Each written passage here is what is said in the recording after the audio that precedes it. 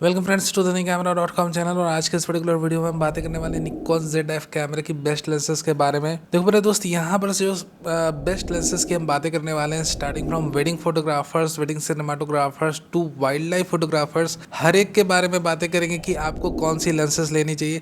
सबसे पहले शुरुआत करते हैं यहाँ पर द मोस्ट पॉपुलर लेंस के बारे में, द ऑलराउंडर लेंस, ठीक है। और कहीं ना कहीं हम प्रोफेशनल या प्रीमियम लेंसेज से शुरू करेंगे and then we will move towards the budget alternatives की क्या क्या बजट अल्टरनेटिव्स है उन लेंसेज की।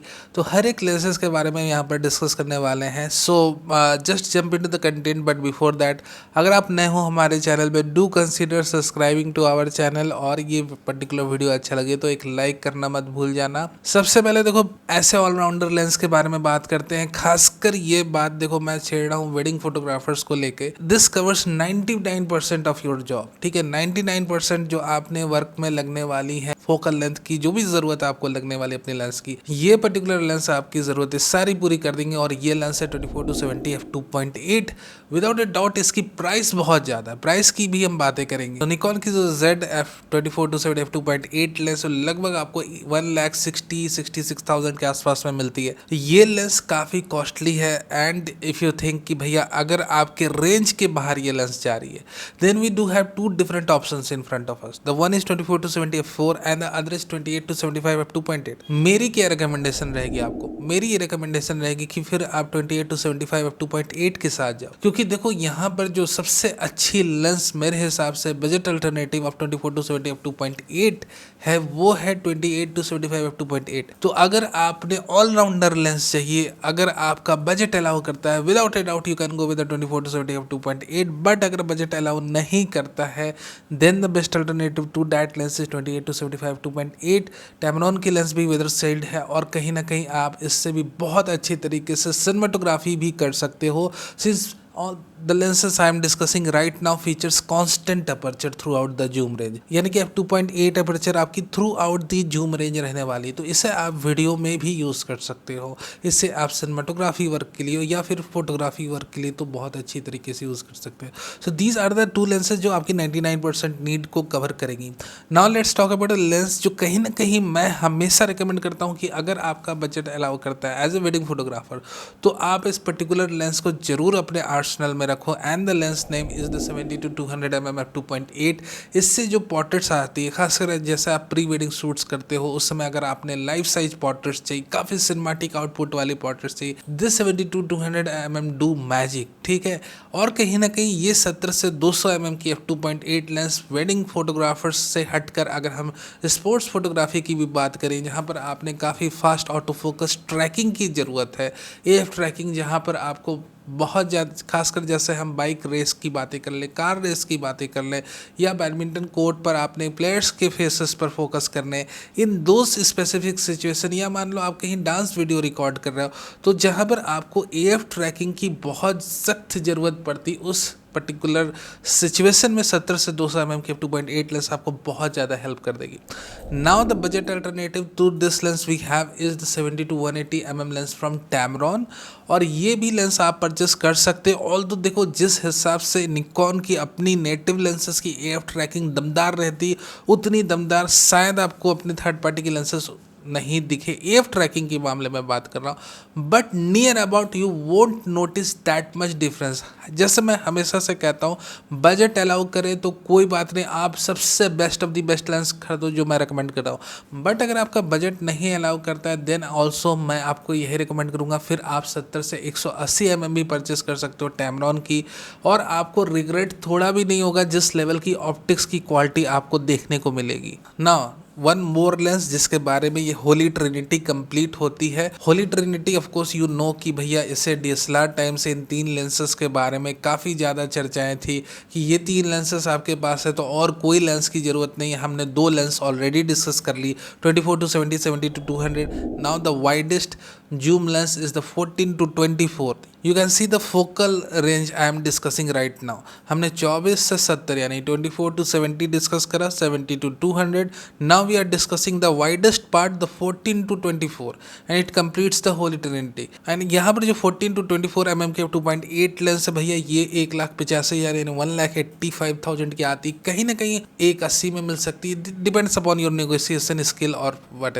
यहाँ पर डिपेंड ये करता है कि ये लेंस आपको कहाँ यूज होने वाली। अब इस लेंसेज की यूसेस क्या है, देखो खासकर इस लेंस को आज की डेट में पिछले 1-2 साल से कंटेंट क्रिएटर्स बहुत ज़्यादा यूज़ कर रहे हैं। एंड द सेम टाइम अगर आप आर्किटेक्चर फोटोग्राफी करते हो, इंडोर आर्किटेक्चर की फोटोग्राफी आपने करनी, लैंडस्केप शूट करते हो, या फिर आपने कॉर्पोरेट वीडियोस बना रहे हैं जहाँ पर आपको sometimes you need super wide angle zoom lens, इन दो स्पेसिफिक सिनेरियो आपको 14 to 24 mm की f2.8 की लेंस की ज़रूरत पड़ेगी। वेडिंग फोटोग्राफर्स को यह ज़रूरत पड़ सकती, ऑफकोर्स पड़ सकती, अगर आपने इंटायर वेडिंग सेरेमनी को एक पर्टिकुलर लेंस के अंदर शूट करके दिखाना है। कहीं ना कहीं देखो कई सारे क्रिएटिव शूट्स इन्वॉल्व होते हैं जहाँ पर आप इन लेंसेज को यूज़ कर सकते हो, बट एसेंशियल लेंसेज की श्रेणी में उतनी नहीं आती, खासकर वेडिंग फोटोग्राफर्स के लिए। जो मेन रिकमेंड मैं लेंस करता हूँ वो 24 to 70 या 28 to 75 mm की लेंस है, जिसे आपने सबसे पहले परचेस करना है। After that 70 to 200। उसके बाद अगर आपका बजट बढ़ जाता है तो फिर आपको एक्स्ट्रा वाइड जूम रेंज में जाना है। बट हाँ, जो कंटेंट क्रिएटर्स हैं उन्हें 14 to 24 mm, खासकर जो हैंड हेल्ड वीडियोस बनाते हैं और चाहते हैं कि वो बहुत ही हाई लेवल की कंटेंट को जनरेट करे, they can have this lens. Other than that, जैसे मैंने कहा आर्किटेक्चर फोटोग्राफी के लिए, इंडोर आर्किटेक्चर हो या आउटडोर या लैंडस्केप फोटोग्राफी हो, इन दोज स्पेसिफिक सिनेरियो ये लेंसेज बहुत ज़्यादा यूज़ होती है। So alternative to this lens is the Tamron 70 to 28 mm f2.8।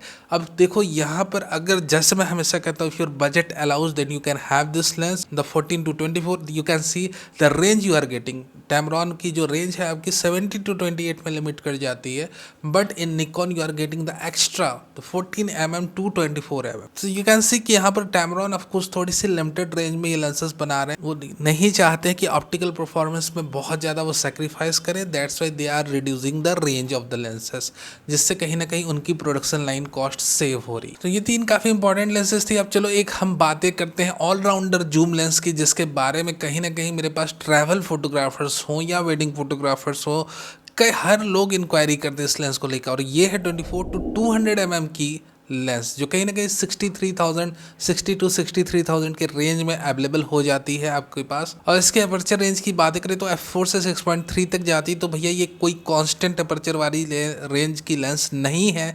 सो मैं 24 to 200 mm लेंस को वीडियो के लिए नहीं रिकमेंड करता हूँ। आप बाकी जितनी भी मैंने लेंसेस रिकमेंड करी या जितनी भी करूँगा विद कॉन्स्टेंट अपर्चर, वो सारी लेंसेज को आप वीडियो में यूज़ कर सकते हो। But variable aperture based zoom lenses को मैं वीडियोग्राफी हो या सिनेमाटोग्राफी उतना मैं रेकमेंड नहीं करता हूँ यूज़ करने के लिए। इस पर्टिकुलर लेंस को आप फोटोग्राफी के लिए यूज़ कर सकते हो 24 to 200 mm की। अगर आप ट्रैवल फोटोग्राफर हो या मान लो आप एक वेडिंग फोटोग्राफर हो और आपको एक ऐसी लेंस चाहिए जिसकी रेंज बहुत ज़्यादा हो।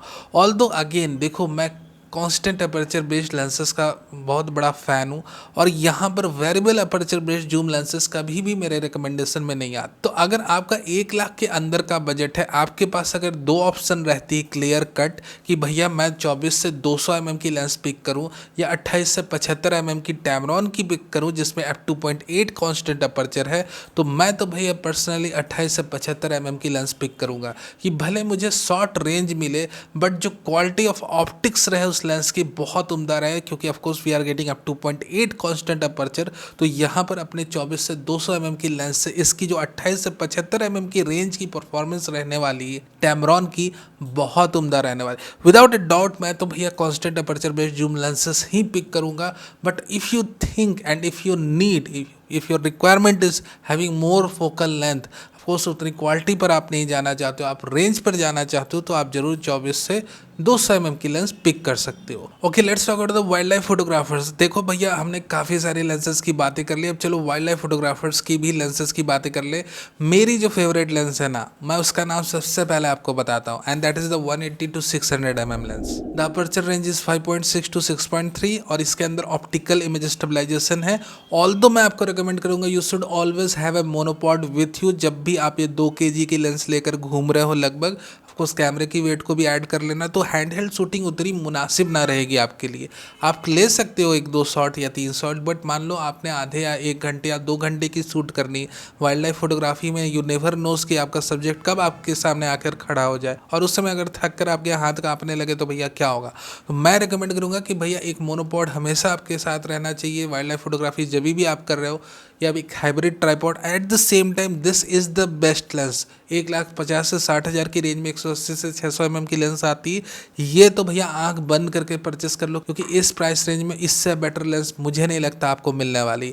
1 लाख का टाइट बजट है कि नहीं मैं 1,50,60 नहीं जा सकता, मैं सिर्फ 1 लाख तक लिमिटेड रहूँगा, then we have the Tamron 150 to 500। But मैं आपको यही रिकमेंड करूँगा, anyhow anyway if you are wildlife photographer you should go with 180 to 600। 180 to 600 you must buy this lens if you are interested in wildlife और sports. ये lens आपके पास रहने ही रहनी चाहिए। Other than that budget का में 1 लाख का बजट है तो भैया आप 150 से 500 mm की लेंस ले सकते हो Tamron की।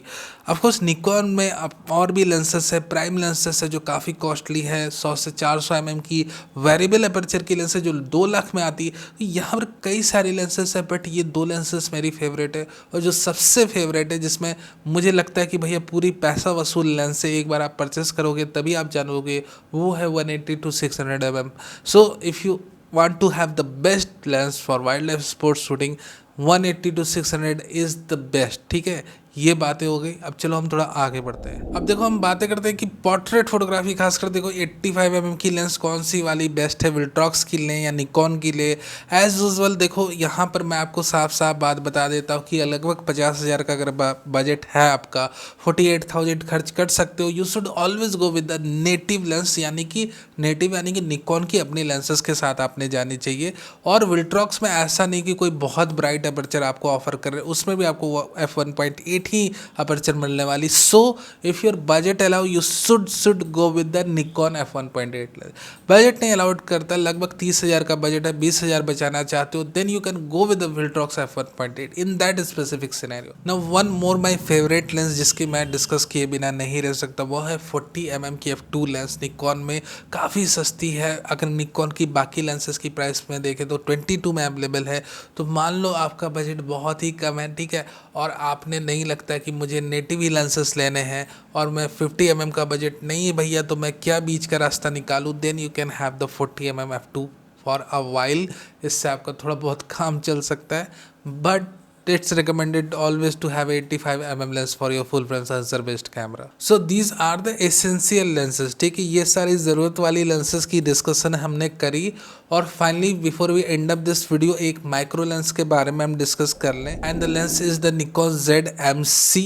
It's 105 mm f2.8 VR lens. ठीक है, माइक्रो लेंसेज के साथ मैं हमेशा आपको कहता हूँ कि भले VR रहे CR रहे भैया, एक आप मोनोपॉड लेकर अपने साथ हमेशा रखो, क्योंकि जहाँ पर 1:2 1:1 मैग्नीफिकेशन रेशियो की बात आती है, वहाँ पर हल्का सा भी मोमेंट आपके इंटायर सीन को खराब कर सकता है। So always have good tripods monopods with you, and this particular lens cost approximately 84,000। So it is not so cheap. तो मेरा ये कहना है कि अगर आपने माइक्रो फोटोग्राफी में इंटरेस्ट है, इंसेक्ट्स की, फ्लावर्स की फ्रॉम अ डिस्टेंस फोटोग्राफ्स लेना चाहते हो, लगभग 10 फीट या 15 फीट की डिस्टेंस बहुत अच्छी तरीके से अलाउ करती है, you should have this 105 mm lens. तो this were my recommendation for the Nikon ZF camera. आप मुझसे पूछ सकते हो, अगर आपके जहन में और भी कोई क्वेश्चंस है मैं आंसर करने की कोशिश जरूर करूंगा। Thank you very very much for being a part of this video. और ये वीडियो अच्छा लगा हो तो लाइक करना मत भूल जाना। Thanks again very much for watching.